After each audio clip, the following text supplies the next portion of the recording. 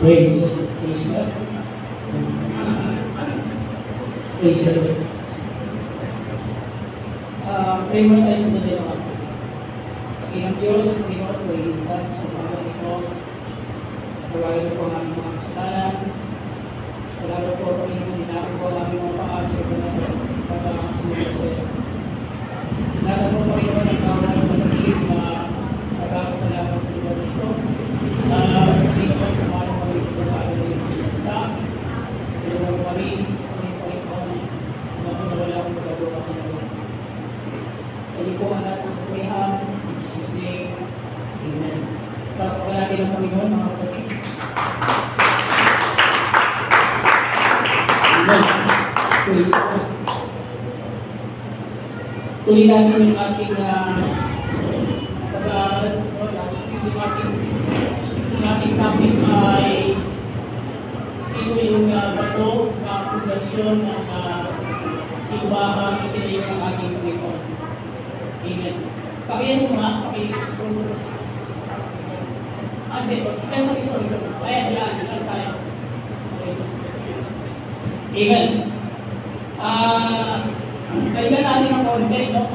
Yung ating verse is in Matthew chapter 16, verse 18.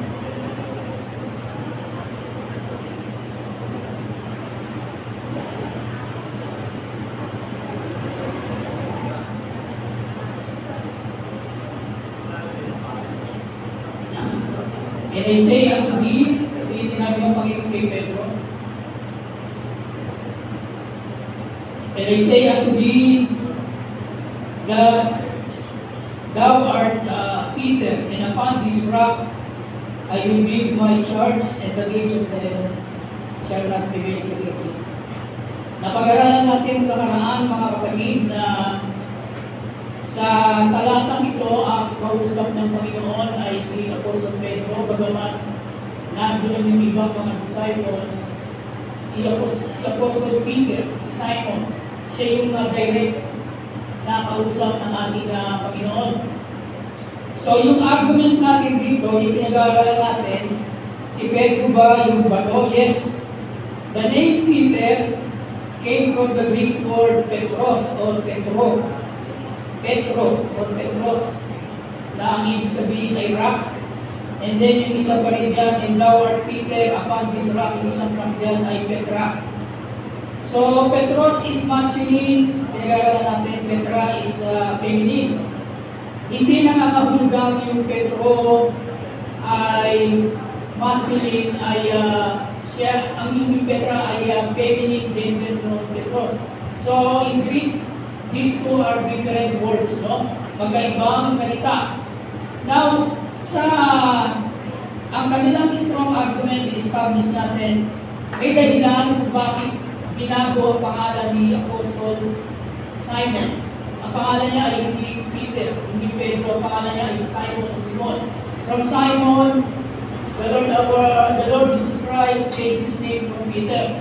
And then, from the time yung kanilang language na sinasalita ay Aramaic, no? So pagka tinranslate mo ito sa Syria, pag Aramaic, ang mababasa mo ay yung ibig sabihin ng Petros, sa Syria ay Kepa. Kapa o Kepa? Sounds like Kepa, no? Kepa. So, and then yung Petro, saka yung Petra, same Syriac language, Kepa. Ito yung kanilang strong argument. No? Kaya pagka binasok ito in Aramaic, and thou art Kepa, and upon this Kepa.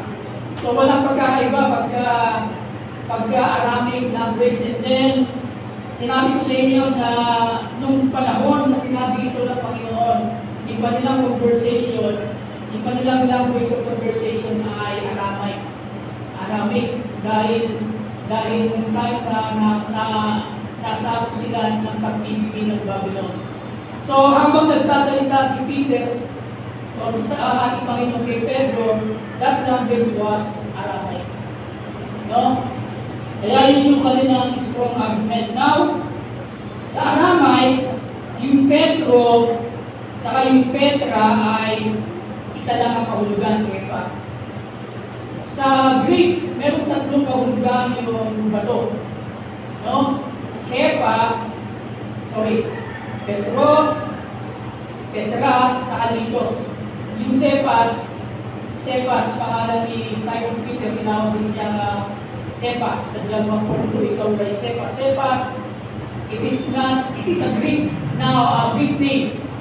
Greek name came from the word Kepa, which also means stone. Makikita natin sa John 1:42. Amen. So yung kanilang strong argument ay gano'n, no? Kaya, ang kanilang strong argument, Peter, siya yung bagong pundasyon ng Iglesia. Because they will going to bring you to the Aramaic translation of the Bible.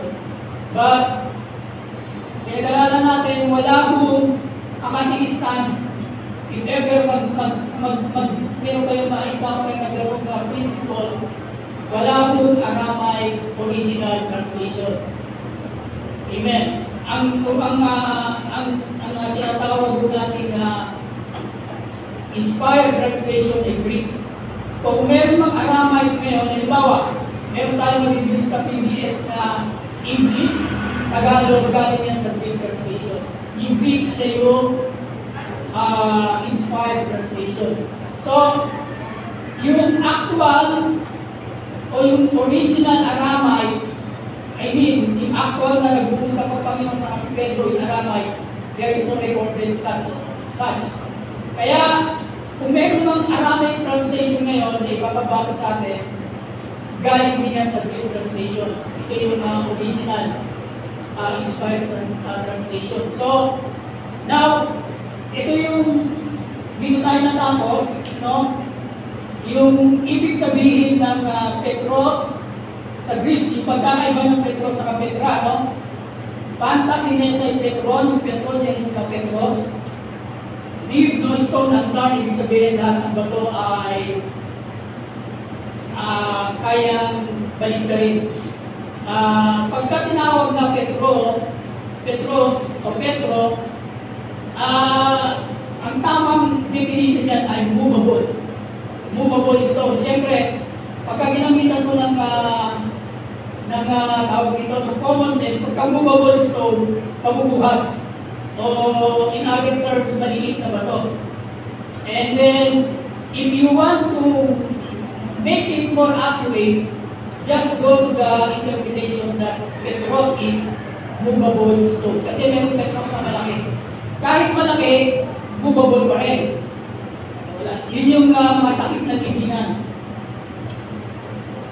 Yung mga takip na libingan, halimbawa, nakakita tayo sa mga bundok ng mga bato. Mga bato na mga unmovable. Pagka yun ay hinate o gumamit ng instrumento para biyakin, movable na siya. Ang Petra ay unmovable. From unmovable, pwede siya maging movable pagka hinate. Nawala tayo? Anyway, gawin natin. And then, yung bato na ginagamit na, yung Petrolindum, yung mga takip na libingan na kayang ibubog. Malalaki po. Yung mga takip sa atin, takip na libingan, halong lang sa laki. Tapos sa semento yung gano'n. Noong araw, ang libingan ay kuweba. Tapos mayroong batong bilog na binubulong para magtakip. Malaki yun, pero movable pa rin. Petros pa rin. No? At yung ginagamit na pang-sindi ng apoy. Dalawang maliit na bato. Now, pakitaas mo nga, yun yung Petros, no? Ngayon, baba mo na kami. Baba mo na kami, yan. Okay, stop there. So yung Petra, a large massive rock, a large golden foundation stone. Ang tinawag ng Petra, foundation stone. Large. Pagka sinabi ng large, malaki, massive. Yun yung Petra, unmovable. Except na gamitan mo ng bagay, tulig. Ang mga araw, wala namang wala namang mga heavy. Ngayon, wala nang unmovable ngayon. Kahit itong building na ito ay buhatin, gagamitan ng mga cranes, no? Gagamitan ng technology. Pero noong araw, wala. Yun yung pagkakaiba ng Petros sa Petra. Ngayon, yung Litos naman, L-I-T-H-O-S, doon sa, mamaya makikita natin, ipapiliwanag ko lang yung Litos. Yung Litos naman ang pagkakaiba niya sa Petros, o sa Petro, pareha silang movable stone. Ang pagkakaiba lang ng Litos, yung Litos, marked stone or stumbling stone o batong nakikisurat. Pagka tinawag na marked stone, meron pa tayong makikita niyan sa ngayon. Yung mga nakikita nyo sa highway na mga bato na nakalagay diameter 14, nakikita nyo yan. O kaya meron may mga bato na meron may batong makikita, welcome to barangay ganito. Yun yung marked stone. Kung araw, kung bato eh, ngayon, ako na ba yan eh. Ako na. Pagka naglakbay ka sa desert, sa disyerto, lalo sa Saudi Arabia, pag may pupuntahan kang lugar, kailangan marunong kang bumasa ng marked stone. Pag hindi ka marunong bumasa ng marked stone, malililo ka. Hindi ka na makakalabas ng desert. Yun yung Litos. Yun yung Litos. Movable siya, at yun ang kanyang purpose. Marked stone saka stumbling block. Nakita nyo ang Panginoon nung sa Matthew chapter 4, sabi ni Lucifer, magpatihulog ka dahil nasusulat, aalalayan ka ng mga anghel upang hindi ka matisod sa bato. Upang ang ipa hindi matisod sa bato. So yung batong nakikisurat, that's Litos. Yun yung pagkakaiba ng Litos, Petra sa Petro. Yung Petros, movable. Yung makikita mo bato dyan sa labas, na kaya bubuhatin, pwede kong ibato, that's Petros. So, sa Greek, yun. Pero sa pagdating sa Aramay, Kepa. Kaya yung translation ng Matthew 16:18, and thou art Peter, and upon this rock. Pagka binasa mo sa Greek yan, meron ng dalawang kahulugan ng bato. Pero pag binasa mo sa Aramay, isa lang. No? Pero, ang original translation ay Greek. Ngayon, ano ang papaniwalaan natin? We will post that. Can you up again? Tingnan pa natin. Baba ko pa naman. Sige pa. Ito sinabi, yung salitang Petros na mababasa natin sa Greek New Testament ay proper name for Simon Bar-Jonah, Matthew 16:17-18, John 1:12. Pag nabasa mo yung salitang Petros sa New Testament, sa Tagalog, Pedro, ang kakahulugan niya ay Petros. Walang ibang pinatutungkulan niya sa New Testament kundi si Apostle Peter. Yan yung halimbawang verse, Matthew 16:17-18 and John 1:12. Doon sa Matthew 16:18, and thou art Peter. Walang ibang pinatutungkulan yung salitang baturod kundi si Pedro. Walang iba kundi si Simon Peter. Saka doon sa John 1:42, yung pangalan na Cephas, at pinagawa kung hindi nyo natin ay Pedro or Peter, Petros. So that's one note. Name up again. Okay. Ayan yung sinasabi ko, Petros, not a merely masculine form of the word Petra, but is a different word with a different meaning. Though both words are derived from common root.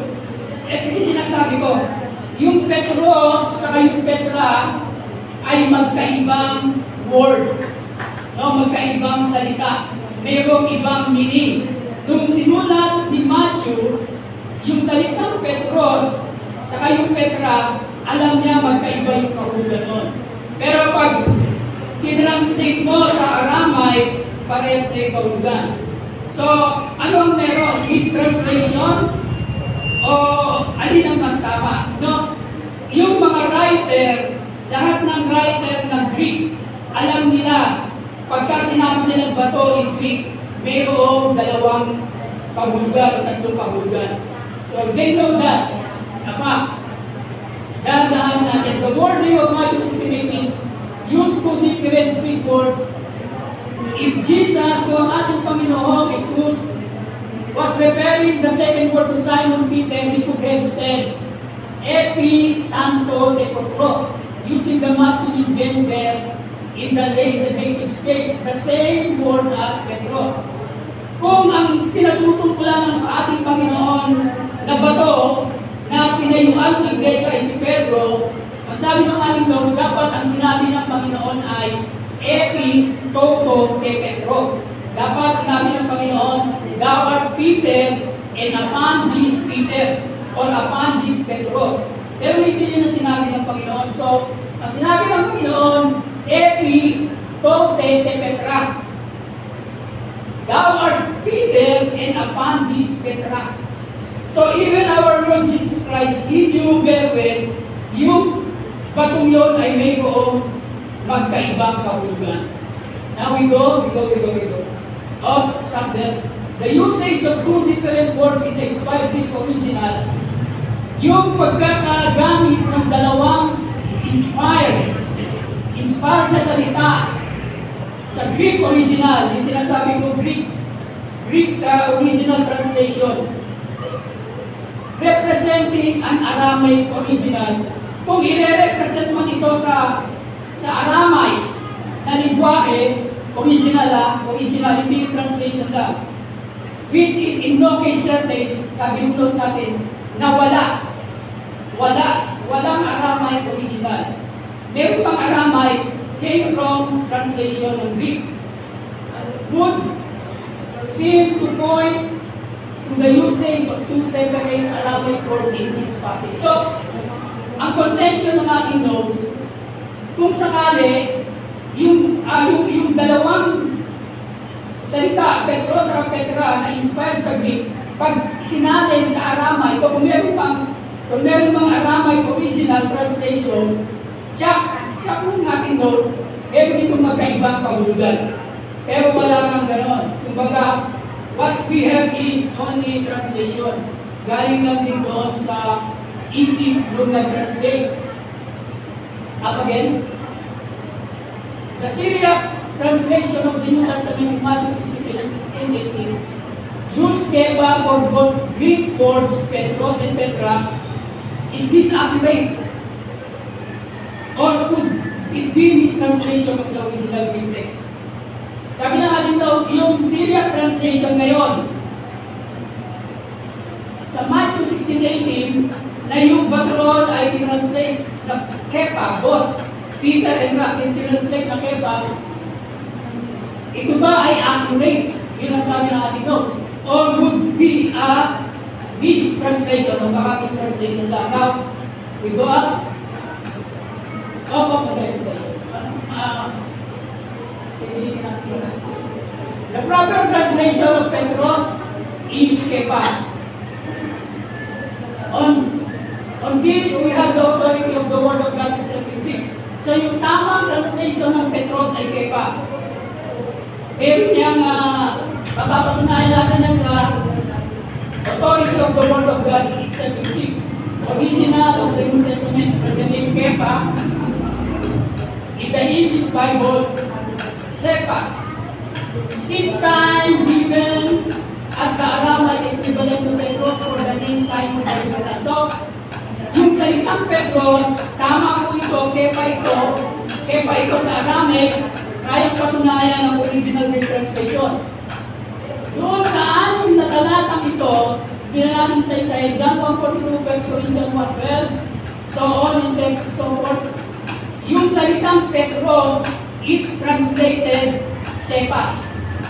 Yun ang sinasabi ko. Sa Bible, pag nabasa mo yung Petros, walang ibang pinatutungkulan niya kundi kay Apostle Peter. Kaya, yung translation niyan ay tama pagdating sa Aramaic, kepa. There's no argument. Yung Petros ay kepa in Aramaic. No?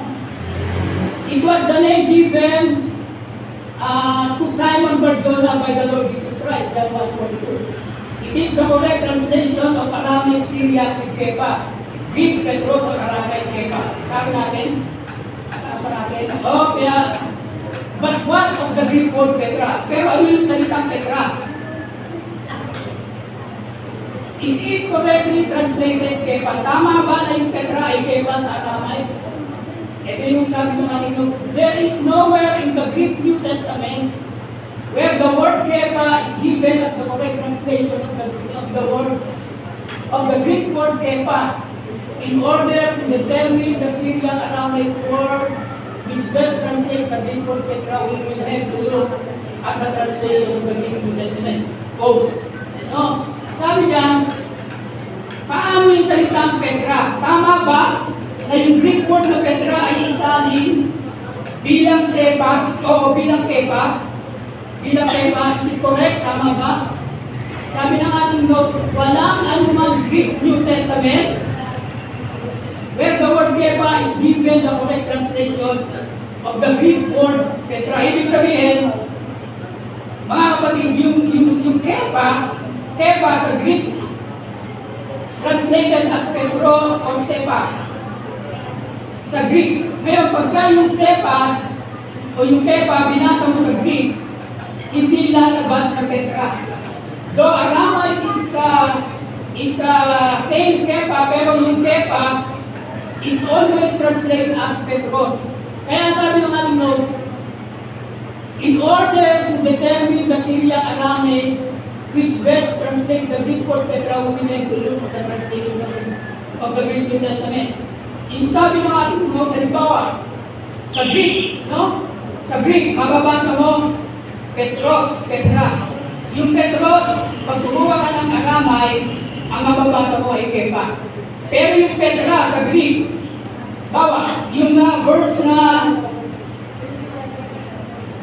taas natin, dahil bawa dyan, taas natin. Ayan, 7 times Syriac, ito na lang, Matthew 7:24. Halimbawa, yung Matthew 7:24, no? Therefore, whosoever heareth this saying of mine and doeth them, I will liken him unto a wise man, which built his house upon a rock. Ito yung parable ng ating Panginoon. Yung daw matalinong tao, nagtayo ng kanyang bahay sa ibabaw ng bato. Yung bato dyan, mga kapatid, sa Greek ay Petra. So that's in Greek translation. Ngayon, pag yan ay sinalin mo sa Aramaic, kumuha ka ng Aramaic Bible, ang mababasa mo dyan ay hindi Kepa or Petros. Ang mababasa mo ay taas mo, Shua, ayun ngayon, Shua. Sorry, dyan lang. 7 beses sa Syriac New Testament, the Greek word Petra is translated by the Aramaic word Shua. So, sa Aramaic, bukod sa Kepa na ibig sabihin ng bato, meron pang sa Shua. So, pagka binasa mo itong mga talatang ito, Matthew 7:24, taas muli, Matthew 15:46, bilisan na lang natin para matapos natin, pakitaas. Luke 6:48, alas pare-pares yan. Ito lang yung iba, Luke 8:6, yung bato, yung biling na hasik sa batuhan. That's also Petra, unmovable rock, a huge stone. Pag yan binasa mo sa Syria, ang ibig sabihin niyan ay hindi Kepa, kundi Shua. So, sa Syria, sa Arabic translation, mayroong dalawang kahulugan yung bato. Isang Shua at isang Kepa. Now, bakit sinabi ng ating notes na mistranslation? Kasi yung mistranslation yung Matthew 16:18. Kasi sa Matthew 16:18, both Kepa yung translation. Pero sa Greek, Petros, Petra. Ngayon, pag yung Petra binasa mo sa Greek, dun sa mga talatang ibinigay, mababasa mo Greek. Pag sinali mo sa Aramay, kumuha ng Bible ng Aramay, mababasa mo Shua. Only on Matthew 16:18. Doon lang sa Matthew 16:18, Petros or Kepa yung pagkakatranslate. Kaya, ang challenge ng ating notes, maybe Matthew 16:18 is mistranslation. Kasi ito yung mga verse na pinakita niya. Taas natin. Pause. Ito na yun. Matthew 16:18, Thou art Peter, and upon this rock I will build my church. Ito lang yung tatlong verse. Matthew 27:51, and behold, the veil of the temple was rent, and quaked from the top to the bottom, and the earth did quake, and rocks rent. Yung rocks dyan ay Petra. From Petra, di ba, ng ating Panginoon ay mapako, nagkaroon ng earthquake. Yung mga malalaking bato ay nayanig at nadurog. From Petra became Litos. Yung mga unmovable rock, pagka binamitan mo ng pwersa, kasi nung mga time na yun, earthquake na, pero this time, sa panahon natin ngayon, kahit walang earthquake, yung even the unmovable rock can be made movable. Kung nakikita niyo yung mga ginagamit na pambaon, yung mga steel pipe, sa paggagawa ng bahay sa bundok kung araw, uhukay ka lang. Hanapin mo yung matigas na lupa bago ka magtayo ng pundasyon. Pero now hindi, kasi yung mga ganung bahay, danger sa soil erosion. Ngayon, bago ka gumawa ng bahay, magbabaon ng mga steel pipe. Nakita niyo yung mga heavy equipment na hammer, na powerful hammer, dinidikdik yung bakal para bumaon sa lupa. Panibagong bakal, papalibutan kung ilang square meter yan, saka tatayuan ng pundasyon para yung mga lupa sa ilalim ay hindi magkaroon man ng malaking tubig, hindi bubuo yung lupa sa ilalim. Ito yung sinabi ng ating Panginoon. Ang matalino tao ay nagtatayo ng kanyang bahay sa bato, hindi sa buhangin. Ang bato ron ay Petra. So, this is it mga kapatid, no? From movable rock by earthquake, from unmovable rock sa pamamagitan ng earthquake, naging movable rock. And yun yung Matthew 27:51. The word kepa is used to describe rocks, plural, which were broken at the earthquake when Christ died, and hence these rocks became movable. Yung Petra, naging Litos. Taas pa natin ulit. Pares lang din naman yan. Sige, tapusin na natin. The rock is Petra and holy the stone of Litos. The rock became movable. So, yung pinapatupalan niya dun sa mga batong sa libingan. Yung bato na unmovable, Petra, meron silang, di ba lang kung ano kanila ginagamit na panghagi ng araw, panghagi ng bato para maging movable. Taas pa natin, halos pa rin kagasin pa niya. Okay, sige pa. Bababa mo sa ganyan. Sige pa. Ayan. Ito yung sinasabi ko. The Syriac word Shua is never used to translate the Greek word Litos, because Litos is not the largest rock, but Shua. So, yung Shua, another term for Greek, hindi nyo ka mga ilapin sa mga terms. Okay, saan? Dali lang. Ito. Bago tayo pumunta sa ito. Baba mo lang konti. Okay. The fact that the Greek text of the New Testament uses two separate Greek words in passage Matthew 16 indicates that the underlying Aramaic Syriac original if there was one, and this is far from proven. Sabi diyan, yung katotohanan na mayroong dalawang Greek text na ibang kahulugan ng salitang bato sa Matthew 16, ito raw ay nag-i-indicate kung mayroon mang Aramaic original translation in which proven no. Wala. Sabi ng ating Rose, also must have used to separate words. So, kung mayroon mang original Aramaic translation, check ng ating notes, yung salitang bato ay mayroong magkaiba sa Matthew 16:18. Mayroong magkaiba kahulugan. Now, pa-conclusion na to, taas na natin. Now, who is the rock in Matthew 16:18? Ephesians 2:19-20. Now therefore you are no more strangers and foreigners, but fellow citizens of the saints and of the household of God, and are built upon the foundation of the apostles and prophets, Jesus Christ himself being the chief cornerstone. So yung strangers and foreigners are fellow citizens there. Ito yung Gentiles and the believing Jews. Sila ay pinag-isa sa pamamagitan ng kamatayan ng ating Panginoon sa krus. At ang ating Panginoon ang naging chief cornerstone.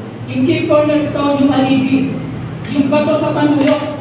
Yung bato sa panulok, si Brother Tony, Carpinteria, yung bato sa panulok, yung pinaka-poste, dala-dala niya dalawang magkabila ang pader. No? Sa yung bato sa panulok. Now, ang sabi niyan, tayo yon, and we are built upon the foundation. Yung pundasyon ko po ay apostles and prophets. Kaya piniklaim nila na si Apostol Pedro ay bato. Kasi ang pundasyon ay apostol. But here, if you will go to put that literal, in which they put it there, hindi lang si Pedro ang apostol. At hindi lang mga apostol, pati mga propeta. Sabi niya, build upon the apostles and the prophets. Now, taas pa natin, bibilisan na natin. Okay, taas pa natin, we'll be stating that. And then, okay, baba ng konti. Sino ba yung mga apostol? Baba. Sino yung mga apostol at propeta? Sabi niya, built upon the foundation of the apostles and prophets. It is not only Apostle Peter, the foundation of the church, but all apostles and prophets. Literal ba ito o symbolical? Why? 1 Peter 1:11, sabi niya, of which salvation the prophets have inquired and searched diligently, who prophesy of the grace that should come unto you, searching what manner of time the Spirit of Christ which was in them did signify when tested before, and the suffering of Christ and the glory that should follow. So yung mga apostles, sila yung mga pumula sa kaligtasang darating at sa pamamagitan ng Espiritu ni Cristo. So ito yung isang dahilan bakit mga apostol ang foundation. Bakit mga prophets? Kasi yung mga propeta ang humula tungkol sa pagdating ng Panginoon by the Spirit of Christ. That's the reason why the prophets, that's the natin, and why the apostles, Acts 2:41-43, then they that gladly received His words were baptized, and the same day there were added unto them about 3,000 souls, and they continued steadfastly in the apostles' doctrines and fellowship, and in breaking of bread and in prayer. So yung mga apostles naman, taas mga ng konti, bakit apostol at mga propeta? The prophets are the one that inquired, searched diligently, and prophet and prophesied by the Spirit of Christ, which was in them about the salvation, suffering, and the glory of Christ that should follow. Ito yung dahilan, bakit mga propeta? Then the apostles are the pioneers and the first members of the church in whom the correct doctrine about the church is entrusted with. So, yung mga apostol, sila yung nanghula sa pagdating ni Cristo. Yung mga yung mga apostol, sila yung may hawak ng tunay na aral ni Cristo at sila yung mga pioneer. Yung mga apostol naman sila ang nanghula sa pagdating ni Cristo. Ano ang ibig sabihin ito? Taas natin ng konti. Continuity, that point, lays at the point where the Old Covenant, the prophets are signifying the Old Covenant. Saan mo ba mababasa yung mga propeta? Sa lumang tipan. No? The prophets signifying the Old Covenant and the apostles signifying the New Covenant. Christ used scriptures in coherence. So, yung propeta sa yung mga apostol, sila yung bumubuo, sila yung significant in Christ. No? Sila yung naglaki. Ibig sabihin, ang foundation ay, bakit sinabi mga apostol at mga propeta? Because of their teachings and doctrines. Ibig sabihin, because of the Word of God. Old Testament signifies the prophets, and New Testament signifies the apostles. Taas natin. Patapos na tayo. Okay. On the conclusion, sino yung bato? Sino si Petra? Taas. Yes, it is true that Apostle Peter names Kepa on stone, but he is not the Petra of the rock. For he is not alone the foundation of the church, but the apostles, all the apostles and the prophets. Yes, the church is built upon the foundation of the apostles and the prophets, but the chief cornerstone is the Lord Jesus Christ, that holds the foundation of the church. Babasahin ko lang mga kapatid. A cornerstone is the first stone that builders will put. This is the foundation stone. The rock is our Lord Jesus Christ, the foundation of all foundation. So, Yung cornerstone, ito yung unang paggagawa ka ng isang building. Yung cornerstone, ito yung unang batong ilalagay. So, sa yung ating Panginoon sa Kristo. Now, we go to conclusion. May mga verse tayo nilagay dyan. Conclusion. See, kanina nakita natin, from massive rock, from Petra, dahil nagkaroon ng lindol, naging mitos, naging maliliit na balon. Now, it goes on other way. Isaiah 28:16, therefore, thus says the Lord God, behold, I am the one who was laid up as a foundation in Zion, a stone, a tested stone, a precious cornerstone as your foundation. Whoever believes not be haste. Psalms 118:22, the stone that the builders rejected has become the cornerstone.